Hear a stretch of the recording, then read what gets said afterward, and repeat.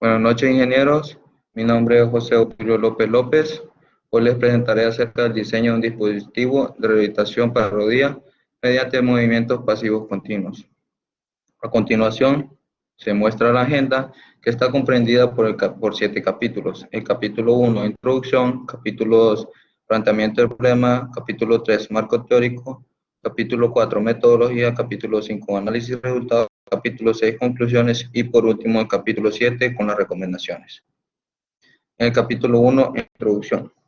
Como les había mencionado, el proyecto es orientado al diseño de un dispositivo de rehabilitación. Por lo tanto, comenzaremos definiendo lo que es la rehabilitación, la cual se define como el cuidado que una persona debe recibir para poder recuperarse luego de alguna lesión o mantener o mejorar las capacidades que se requieren para la vida diaria.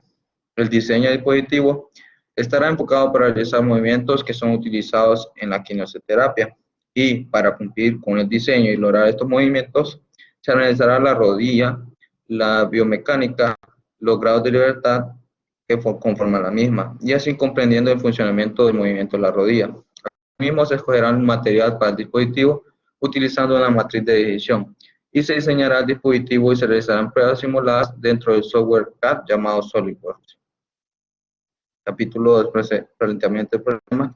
Tenemos los precedentes del problema. El cuerpo humano posee una gran cantidad de articulaciones y son empleados varios grados de libertad para la realización de movimientos, por lo cual, si se sufre una reducción o pérdida de grados de libertad debido a algún accidente, lesión deportiva o sencillamente por debilidad muscular debido a la edad, trae como consecuencia una reducción de calidad de vida, por lo cual se debe someter a terapias para una recuperación de esos grados perdidos. Refiriéndome al dicho anteriormente, se sabe que las lesiones de rodillas son con mayor frecuencia en las personas que realizan actividad, dando una mayor incidencia entre los 15 y 25 años, al igual que una influencia mayor sobre el sexo masculino que el femenino, así como lo refleja en la ilustración 1, que tenemos un porcentaje de un 81% para los hombres y un 19% para las mujeres. Como definición de problema está que la rehabilitación de rodilla requiere de una gran demanda de tiempo de un fisioterapeuta para determinar de fortificar los músculos y articulaciones de la rodilla de una persona, lo cual esto provocaría cansancio y fatiga en el especialista. Dicho esto, se presenta esta investigación en la cual se pretende realizar el diseño a través de un software de diseño CAD, un dispositivo de movimiento pasivo continuo que apoyaría al fisioterapeuta, una rehabilitación más eficaz y sin presentar problemas como el cansancio. Como justificación tenemos que actualmente Honduras no cuenta con la disponibilidad de estos dispositivos de movimiento pasivo, lo cual se usan terapias alternativas provocando resultados más tardíos. Asimismo, en la ilustración 2 vemos la distribución de las lesiones por regiones anatómicas, la cual se refleja que la rodilla es uno de los miembros que sufre con mayor frecuencia lesiones. Dentro de las preguntas de investigación tenemos que ¿cuál material sería el adecuado para implementar un dispositivo que pueda soportar el peso de la extremidad del usuario? ¿Cuáles son los rangos de movimiento que podrá realizar el dispositivo? ¿De qué manera podría el diseño del dispositivo adaptarse ergonómicamente para distintas alturas entre los usuarios? ¿Y cuál es el tiempo máximo que puede durar el dispositivo en funcionamiento? Como objetivos tenemos objetivo general y específico. Como objetivo general tenemos diseñado un dispositivo de movimiento pasivo continuo comprendido por diversos sistemas, como el sistema de control electrónico y mecánico, que en conjunto brindaría el movimiento un mecanismo capaz de realizar simulaciones de rango de movimiento de la rodilla para que brinde asistencia en las terapias físicas. Como objetivos específicos tenemos investigar acerca de la antropometría para el diseño del dispositivo, la selección del material adecuado para el diseño de la estructura del dispositivo y mediante las pruebas de simulación entender el comportamiento estático de la estructura junto con el material seleccionado, determinar los rangos de movimiento que el dispositivo puede realizar y calcular el tiempo que puede estar funcionando el dispositivo. El capítulo 3, marco teórico, tenemos el análisis de la situación actual. En Francia se encuentra Kinetec, la cual solamente su fábrica emplea esta tecnología de movilización pasiva continua. Tenemos también a Corea del Sur con Yongin Medical y China con Canwell, el cual tiene un importante desarrollo de estos dispositivos terapéuticos. Y como mencionaba antes, lastimosamente Honduras no cuenta con esta tecnología en los centros de rehabilitación, por lo que es necesario el uso de otras técnicas de rehabilitación como la masoterapia, donde se utilizan masajes para el tratamiento, la mecanoterapia, que es el tratamiento de usando ruedas, jaulas de polea, pesas, entre otros, y el gimnasio. De igual manera, dentro del marco teórico se investigó acerca de la kinesiología, que esta comprende el tipo de movimiento del ser humano. Esta está delimitada por dos conceptos cruciales, siendo esto la cinética, que se centra en las fuerzas que producen o que se oponen al movimiento, y la cinemática, que es cargada de los tipos de movimiento, que en este caso en específico sería la cinemática de la rodilla, la cual es esencial para la realización del diseño del dispositivo. Dentro de la cinemática se encuentra la osteocinemática, que se refiere a los movimientos de las partes óseas, y la artrocinemática, que se centra en movimientos diminutos que se producen dentro de la articulación.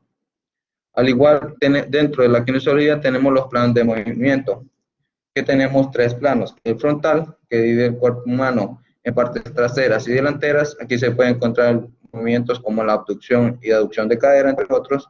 Tenemos el plano sagital, que divide el cuerpo humano en el lado izquierdo y derecho. Aquí encontramos movimientos de la flexión y extensión de la rodilla. Y por último, el plano horizontal, que divide el cuerpo humano en parte inferior y superior.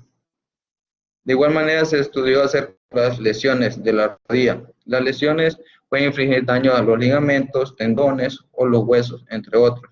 Y dentro de estas lesiones encontramos dos que se dan con más frecuencia debido a la actividad física, como la lesión del ligamento cruzado anterior, provocado por un movimiento brusco o un cambio repentino de dirección, y así como la tendinitis rotuliana, que se da por un mal impacto luego de realizar un salto.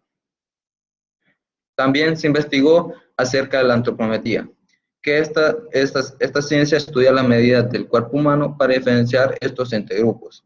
Las dimensiones humanas son cruciales para el desarrollo de numerosos productos, y más como un dispositivo como este, que puede tener usuarios con variación de altura, permitiendo al dispositivo adaptarse a estas variaciones mediante esta ciencia.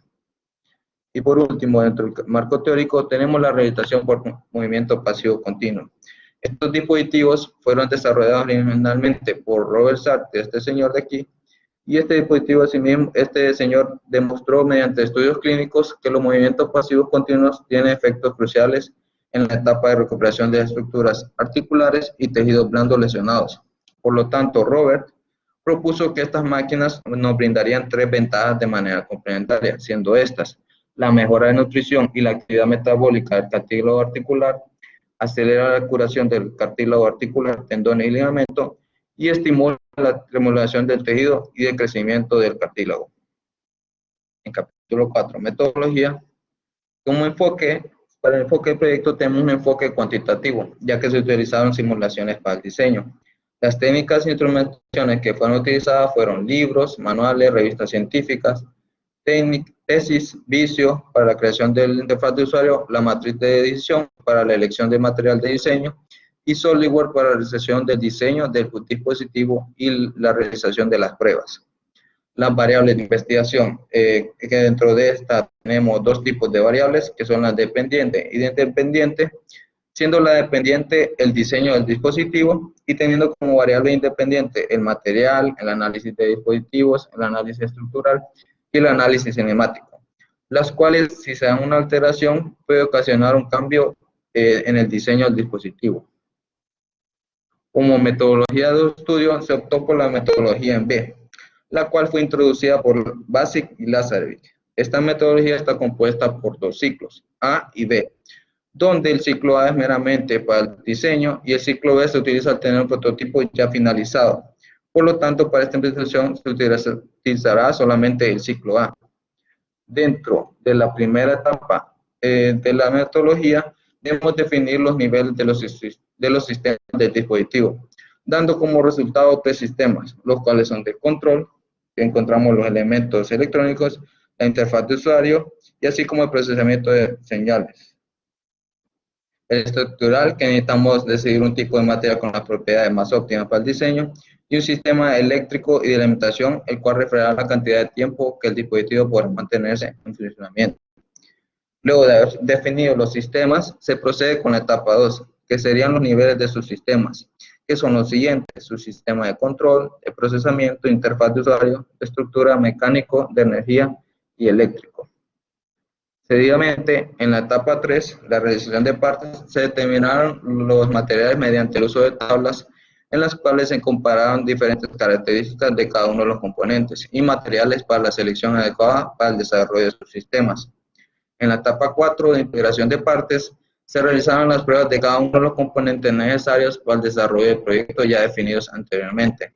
En la etapa 5, integración de sus sistemas, se realizaron pruebas de cada subsistema de manera conjunta para visualizar el comportamiento. Y en la etapa 6, se acoplaron todos los sistemas para obtener como resultado el dispositivo final. Y por último, dentro del capítulo 4 encontramos un cronograma, el cual se elaboró con base a un periodo de 10 semanas. Capítulo 5, análisis y resultados. Como el análisis de resultados del sistema estructural, se realizó la estructura del dispositivo para poder realizar los movimientos necesarios para la simulación de los movimientos de la articulación y asimismo se realizaron pruebas estáticas al dispositivo. Para el análisis estático se realizaron pruebas a todos los componentes que se complementan para completar el diseño y para estas pruebas se calcularon las cargas máximas que deberían soportar estas piezas y también para algunas piezas se utilizaron dos tipos de materiales para la realización de estas pruebas, siendo el aluminio 6061 y el acero 430. En las piezas que se realizaron pruebas en estos materiales se compararon sus resultados obteniendo valores muy similares, por lo cual se empleó una matriz de edición para la elección del mejor material. La matriz de edición, para la edición del material se utilizó de esta matriz de edición, la cual tiene tres fases. En su primera fase se definieron los factores que se consideraban para la selección correcta del material. Dentro de los factores que se consideran en la matriz de edición fueron la masa total que presentan los componentes con los materiales propuestos, siendo el aluminio y el acero, la accesibilidad que pueden tener ellos y el precio de los materiales. En la segunda fase de la matriz, se dispuso el uso de un sistema de valoración para los factores que se consideraron anteriormente, para representar la importancia que tiene cada uno de los factores para una correcta decisión. El sistema de valoración iría del 1 al 5, siendo el 1 la valoración más baja y el 5 la más alta. Y en la última fase de la matriz de edición, se utilizó otro sistema de evaluación, pero en este caso sería para los resultados que se obtuvieran en cada uno de los materiales, siendo el 1 más bajo y el 5 más alto siempre. Luego de haber finalizado con las tres fases o etapas, se escogió como el aluminio 6061 como material final para el dispositivo. Dentro del sistema estructural se analizaron el ángulo que puede realizar el dispositivo y para hacer estos ángulos se utilizó de SolidWorks para obtener un rango de los ángulos que puede simular.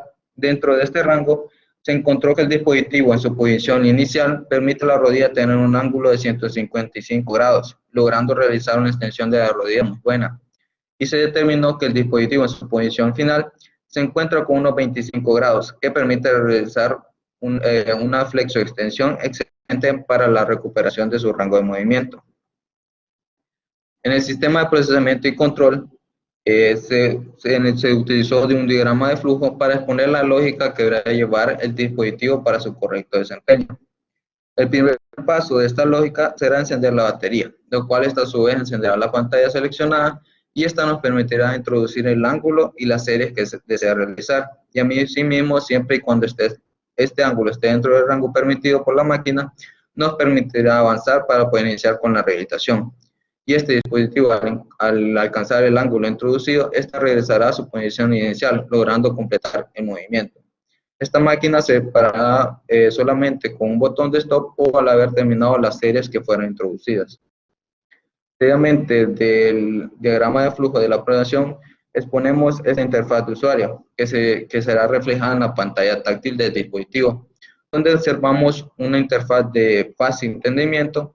Y asimismo, también en esta interfaz se reflejará en caso de haber introducido un mal ángulo, una alerta con una señal. En el sistema, además del sistema tenemos en el sistema de procesamiento y control, tenemos en un esquema de conexión, donde se muestran las conexiones que se dan de los componentes al procesador, como la conexión del encoder, los sensores de carrera, el driver de puente H en el Arduino Mega y del motor al puente H. En el sistema eléctrico y de alimentación se muestra una gráfica de la fuerza de la torsión del motor, que nos da un valor de pico de 340 Nm durante 50 segundos, el cual no representa alguna alteración en el movimiento del dispositivo. En la alimentación se calculó el tiempo de carga que le tomará a la batería, la cual contempla una capacidad de 38.400 mAh, y sabiendo que el cargador de esta es de 6 amperios, se encontró que el tiempo para cargarse completamente debe ser de 6.4 horas. Y en el caso del tiempo que la batería puede estar funcionando, teniendo en cuenta todas las corrientes consumidas por los componentes, se encontró un valor de autonomía de la batería de 9 horas y se podría prolongar aún más debido al botón de encendido y apagado de la batería, usándolo solamente el dispositivo en los tiempos necesarios. Tenemos también el presupuesto de componentes, donde exponemos la cantidad de cada uno de los componentes, su precio unitario en dólares, el subtotal, y de último tenemos el total, que nos da un total de $487.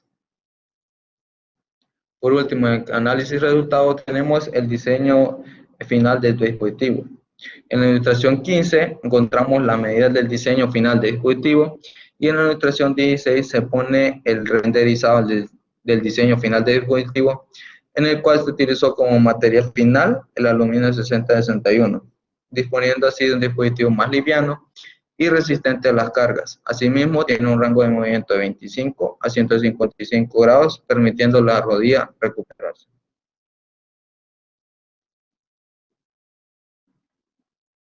En el capítulo 6, conclusiones, tenemos las siguientes conclusiones. Se diseñó un dispositivo de movimiento pasivo continuo comprendido por diversos sistemas, como de control y electrónico, el cual brindaría en conjunto el movimiento de un mecanismo capaz de realizar simulaciones de rango del movimiento de la rodilla para la asistencia en una terapia física. Se diseñó el dispositivo tomando en cuenta las dimensiones dadas por la antropometría de la rodilla para diseñar un dispositivo que pueda ser utilizado por usuarios con diferentes alturas. Seleccionó el aluminio 6061 como material para la implementación de la estructura del dispositivo, debido a que este es capaz de soportar la carga deseada, además de proporcionar una masa menor en las piezas, haciendo el dispositivo más liviano. Se demostró el rango de movimiento que puede realizar el dispositivo desde su posición inicial hasta su posición final, y este rango está comprendido entre 25 grados en su posición final y 155 grados en su posición inicial, permitiendo a la rodilla realizar una flexo-extensión adecuada. Se calculó la autonomía de la batería, la cual demuestra que el dispositivo puede mantenerse en funcionamiento por 9 horas seguidas. Asimismo, esta batería posee un botón de encendido y apagado para poder ahorrar este consumo y prolongar las horas. Capítulo 7, tenemos por último las recomendaciones. Antes de finalizar, se subieron algunas recomendaciones en base al resultado y las conclusiones que se llegó luego del presente estudio. Realizar un prototipo de rehabilitación por movimiento pasivo continuo para conocer las eficiencias en la fase de rehabilitación de la rodilla. Realizar pruebas dinámicas a un futuro prototipo. Añadir al dispositivo un mecanismo para fácil transportación. Y por último, añadir un sistema criogénico adicional para la rehabilitación, reduciendo el dolor o hinchazón, debido a que el movimiento que se realiza con el dispositivo debido al movimiento que se realiza en el dispositivo en la articulación lesionada. Eso sería todo. Muchas gracias.